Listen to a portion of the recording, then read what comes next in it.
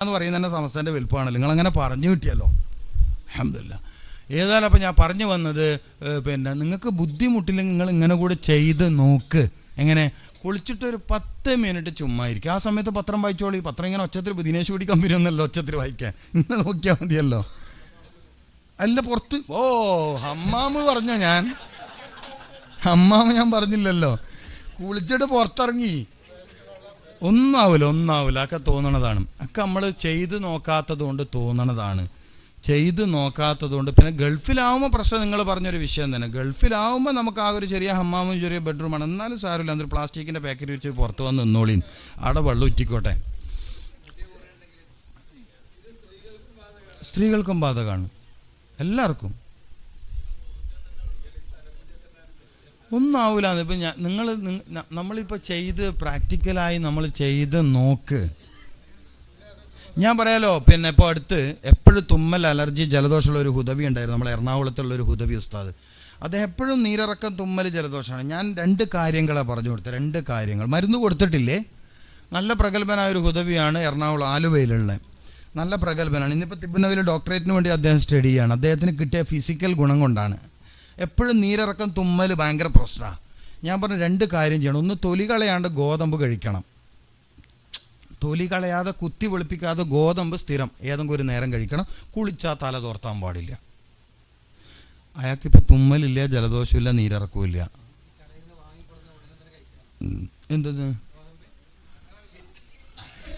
എന്താണ് സാറില്ല, നല്ല ചോദ്യമാണ്. ചോദ്യങ്ങളൊക്കെ എങ്ങനെ ചോദിക്കും? ഒരു ചോദ്യകർത്താവിന് എങ്ങനെയാണ് ചോദിച്ചുകൂടാത്തത്? മറുപടി പറയുന്ന ആളെ ശ്രദ്ധിക്കണ്ടു. ചോദ്യകർത്താവിന് എങ്ങനെ ചോദിക്കുക കേട്ടോ. അദ്ദേഹം ചോദിച്ചത് കടയിൽ നിന്ന് വാങ്ങിക്കൊണ്ടുവന്ന പോലെ കഴിക്കാൻ പറ്റുമോ? കഴിക്കാൻ പറ്റും. വേവിക്കാണ്ട് നിങ്ങൾക്ക് തിന്നാൻ പുതിയുണ്ടെങ്കിൽ തിന്നോളി ലേശം, അതിന് പ്രശ്നമില്ല. തൊലി കളയാതെ എന്ന് പറഞ്ഞാൽ ആ ഗോൾഡൻ കളറുള്ള ഗോതമ്പ്, നമ്മളെ നാട്ടിലിപ്പോൾ കിട്ടുന്ന കുത്തി വെളുപ്പിച്ച ഗോതമ്പാണ്. എങ്ങനെ? അല്ല, അത് വറുത്ത് പൊടിച്ചിട്ടോ വേവിച്ചിട്ടോ എങ്ങനെ വേണേലും കഴിക്കാം. പായസമായിട്ടോ, ഇപ്പോൾ നേരത്തെ പറഞ്ഞ മാംസത്തിൻ്റെ എല്ല് തറിച്ചിട്ടിട്ട് വേവിക്കാം, ഗുണം കൂടും. അങ്ങനെയാണ് ഈ അലീസ എന്താണ് ദുബൈയിലൊക്കെ നോമ്പിന് ഫ്രീ ആയിട്ട് ഇങ്ങനെ കൊടുക്കുന്നതാണ്. ഇവിടെ ഉണ്ടല്ലേ? നബി സല്ലല്ലാഹു അലൈഹി വസല്ലം നിങ്ങൾ കഴിച്ച ഫുഡാണത്. ഇപ്പോൾ പിന്നെ നിങ്ങൾക്ക് അതുപോലെ നിങ്ങൾ ഈ ഗൾഫിൽ നല്ലൊരു ഗുണമുള്ള മൂത്രാശയ രോഗത്തിനടക്കം പരിഹാരമുള്ളതാണ്. രാവിലെ 8 മണിക്ക് മുമ്പ് ബാർലി തിളപ്പിച്ച് കുടിക്കുക. കിട്ടുമെങ്കിൽ ചെയ്തോളി. ഞാൻ പറയുന്നത് മൂത്രാശയ രോഗം വല്ലാണ്ട് വരാൻ സാധ്യതയുള്ളൊരു ഏരിയയാണിത്. ഒന്ന്, പിന്നെ നമ്മുടെ വെള്ളം കുടിയിലെ പ്രശ്നമാണ്. മറ്റൊന്നെന്ന് പറയുന്നത് കുബൂസ് കഴിക്കുന്നവൻ എത്ര വെള്ളം കുടിച്ചിട്ട് കാര്യമില്ല, ഈ മൈദ കുബൂസാണെങ്കിൽ. കാരണം ശരീരത്തിൽ പെട്ടെന്ന് ഡ്രൈനസ് ഉണ്ടാക്കും, വരൾച്ച ഉണ്ടാക്കും. അപ്പോൾ ഗൾഫുകാരായ സഹോദരന്മാർ പറഞ്ഞാൽ നല്ലോണം വെള്ളം കുടിക്കണം, എന്നാലും മൂത്രത്തിൽ കല്ലാണ്, കിഡ്നിയിൽ കല്ലാണ്. പ്രശ്നം ഇതാണ്, കുബൂസാണ്. നമ്മൾ ശ്രദ്ധിക്കണം. അത് സൂക്ഷിച്ചാൽ തന്നെ ഒരു പരിധിവരെ പോകും. അപ്പോൾ ഏതായാലും നിങ്ങൾക്ക് ചെയ്യാൻ പറ്റുമെങ്കിൽ, പിന്നെ നീരിറക്കത്തിൻ്റെ പ്രശ്നമുള്ളവർ കുളിക്കുമ്പോൾ വായിൽ വെള്ളം വെക്കണം. അതായത് കുളിച്ചിട്ട് തല തോർത്തിയിട്ടില്ലെങ്കിൽ പെട്ടെന്ന് നീരിറക്കം വരുന്നവർ കുളിച്ച് തല തോർത്താതെ ഉണങ്ങുന്ന ഒരു സമയമുണ്ട്, ഒരു 10 മിനിറ്റ്. ആ സമയം വരെ വായിൽ വെള്ളം വെച്ച് നിന്നാൽ മതി. ഒരു 10 മിനിറ്റ് നമുക്ക് വേണ്ടി നമുക്കൊന്ന് ക്ഷമിച്ചൂടെ? നാട്ടുകാർക്ക് വേണ്ടിയിട്ടല്ലല്ലോ, നമുക്ക് വേണ്ടിയിട്ടല്ലേ. കുളി തുടങ്ങുന്നതിന് മുമ്പ് വെള്ളം വെക്കുന്നു. കുളിച്ച് കുറച്ച് കഴിയുമ്പോഴേക്കും ശരീരം ഒന്ന് ഉണങ്ങും പെട്ടെന്ന്. ആ സമയം വരെ ഒരു 10 മിനിറ്റ് ഫിനിഷ്. കുറച്ച് ദിവസം ശീലമായാൽ നമ്മൾ ഭയങ്കര ഉഷാറുള്ള, ഭയങ്കര ഉന്മേഷം. ഇതെന്ത് ഇത്ര ഉഷാറെന്ന് നോക്കും ആള്.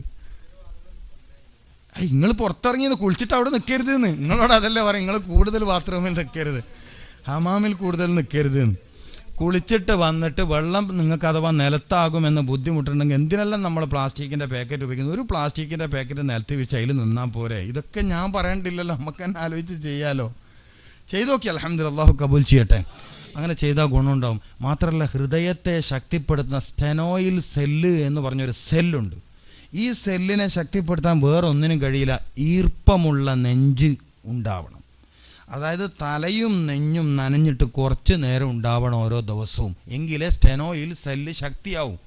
നമ്മളിതിന് എന്താ ബദൽ പറയാ? വേറെ ബദലില്ല. ഇവിടെ വെള്ളം നനയണം, എന്നിട്ട് ഇതിങ്ങനെ ഇവിടെ തന്നെ ഉണങ്ങിയിട്ട് അവിടെ ഉണങ്ങണം, അവിടെ വറ്റണം. എന്താ ഗുണം? ഹൃദയത്തെ പ്രൊട്ടക്റ്റ് ചെയ്യുന്ന സ്റ്റെനോയിൽ സെല്ല് എന്ന് പറയുന്ന സെല്ലിന് ശക്തി കിട്ടും. അത് വേറെ എങ്ങനെ കിട്ടും? വേറെ എങ്ങനെയും കിട്ടൂല. അതുകൊണ്ട് മഹാന്മാരായ ഫുഖഹാക്കൾ മസ്അല എഴുതി കുളിച്ചാലും ഉളൂർത്താലൊക്കെ വെറുതെ തലതും ശരീരമൊക്കെ തോർത്തൽ കറാഹത്താണ്. ഓക്കെ. ഫാനൊക്കെ പുതിയ കണ്ടെത്തലല്ലേ? സത്യത്തിൽ പ്രശ്നമാണ് ഇതൊക്കെ. പിന്നെ വേറെ വഴിയില്ല, നേരത്തെ പറഞ്ഞ കണക്ക് വേറെ വഴിയില്ലാത്തതുകൊണ്ട് ആൾ ഇതിൻ്റെ ചോട്ടിൽ നിൽക്കുന്നതാണ്. അറിഞ്ഞ ഇതൊന്നും അടുപ്പിക്കൂലല്ലോ നമ്മൾ.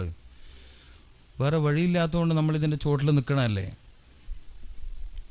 ഉണങ്ങും, അല്ലാണ്ട് തന്നെ ഉണങ്ങും. നമുക്ക് നിങ്ങൾ നാളെ ഒന്ന് ട്രൈ ചെയ്യും. ഞാൻ ഏതായാലും ഒരാഴ്ച ഉണ്ട്, അതിനിടയിൽ നിങ്ങൾക്ക് ഉണങ്ങിയിട്ടില്ല എന്നോട് പറയും. അപ്പോൾ വേറെന്താ സൂക്കേടുണ്ട് നിങ്ങൾക്ക് വെള്ളം ശരീരത്തിൽ ഉണങ്ങുന്നില്ലെങ്കിൽ. ഓക്കെ, അപ്പോൾ അത് രാവിലെ ചെയ്യലാണ് നല്ലത്. കുളിക്കാനും രാവിലെയാണ് നല്ല സമയം. നിങ്ങൾക്ക് ബുദ്ധിമുട്ടില്ലെങ്കിൽ പഴം കഴിക്കാനും, നേരത്തെ അത് പറഞ്ഞുകൊണ്ട് നമ്മൾ ഇങ്ങോട്ട് എത്തിയത്.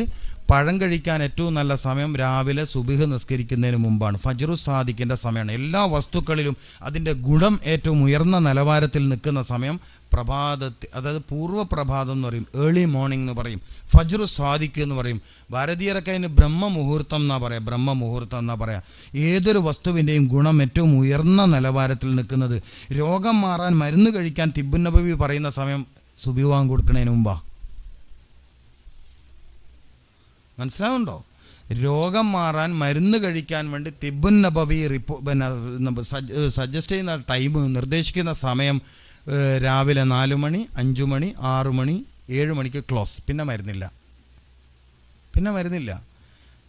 ഈ ഒരു സിസ്റ്റമാണ്. എന്തുകൊണ്ടാണെന്ന് വെച്ചാൽ ഒരു മനുഷ്യൻ ഒരു ദിവസത്തിൽ 7 സമയങ്ങളെ ഫേസ് ചെയ്യുന്നു, അഭിമുഖീകരിക്കുന്നു. ഇപ്പം മഗ്‌രിബും ഇശാവും പോലെ ഒരു മനുഷ്യൻ ശാരീരികമായി ഏറ്റവും സൂക്ഷിക്കേണ്ട സമയതാ അസറിൻ്റെയും മഗ്‌രിബിൻ്റെ ഇടയിലുള്ള സമയമാണ്.